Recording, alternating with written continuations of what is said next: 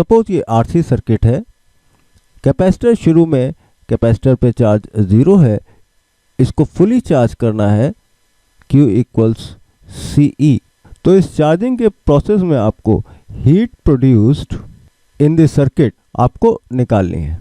देखिए t equal 0 पे circuit को कनेक्ट किया गया। एट एनी टाइम t अगर हम देखें, इसमें करंट I सपोज फ्लो कर रही है, तो हम जानते हैं I की वैल्यू क्या हो जाएगी, E/R e⁻t/टाउ c। Tau c time constant है, टाउ c इक्वल्स RC। अब देखिए हीट कहाँ पे प्रोड्यूस होगी, हीट रेजिस्टेंस के थ्रू डेवलप होगी, प्रोड्यूस होगी। तो रेजिस्टेंस के थ्रू dt टाइम में कितनी हीट प्रोड्यूस होगी, I² R dt, और 0 टू इन्फिनिटी टाइम में टोटल इतनी हीट प्रोड्यूस होगी, डेल्टा H। अब इसको आप निकाल लें, I की वैल्यू यहाँ पे पुट कर दे, तो ये आपकी आ जाएगी ½CE²। तो ये एक तरीका हो गया।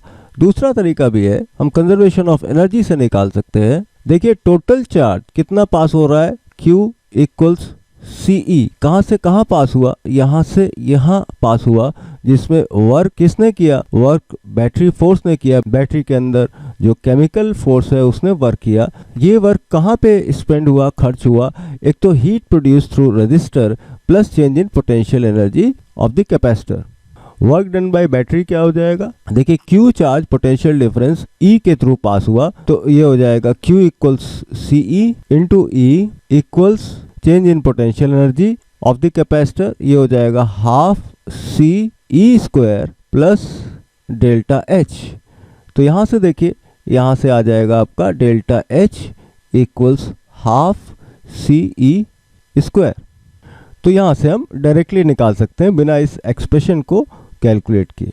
और ये यहाँ पे ऑब्वियस होगा, क्योंकि रेजिस्टेंस के थ्रू ही डिसिपेशन होगा, इसलिए ये हीट रेजिस्टेंस के थ्रू डिसिपेट हो जाएगी।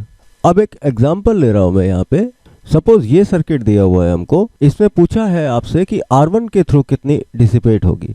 तो देखिए हीट तो इतनी ही डिसिपेट होगी, कैपेसिटेंस C है, बैटरी EMF की लगी हुई है, और ये जो हीट है वो नेट R1 और R2 के थ्रू डिसिपेट होगी।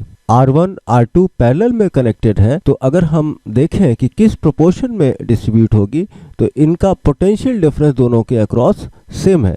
हीट का पोटेंशियल डिफरेंस वाला एक्सप्रेशन क्या होता है, V²/R dt means proportional to 1/R, means resistance के इनवर्स प्रोपोर्शन में हीट डिस्ट्रीब्यूट होगी। तो अगर हम कहें हीट प्रोड्यूस्ड थ्रू R1, ये क्या हो जाएगा, रिवर्स प्रोपोर्शन में, means R2 divided by R1 plus R2 into ½ CE²।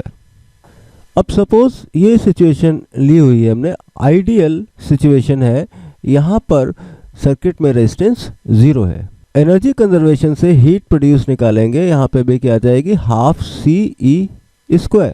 अब प्रश्न ये उठता है कि ये हीट किसके थ्रू डिसिपेट हुई, क्योंकि रेजिस्टेंस यहाँ पे 0 है, रेजिस्टेंस के थ्रू ही हीट डिसिपेट होगी। तो याद रखिए ये केस इम्पॉसिबल है। हम आइडियल केस लेने की वजह से ऐसा ले लेते हैं कि रेजिस्टेंस 0 हो, लेकिन ये पॉसिबल नहीं है प्रैक्टिकल सिचुएशन में। तो आइडियल केस लेने की वजह से हम ये नहीं बता सकते कि ये हीट किसके थ्रू डिसिपेट होगी। इसको हम बेसिकली कैलकुलेटेड लॉस बोल सकते हैं।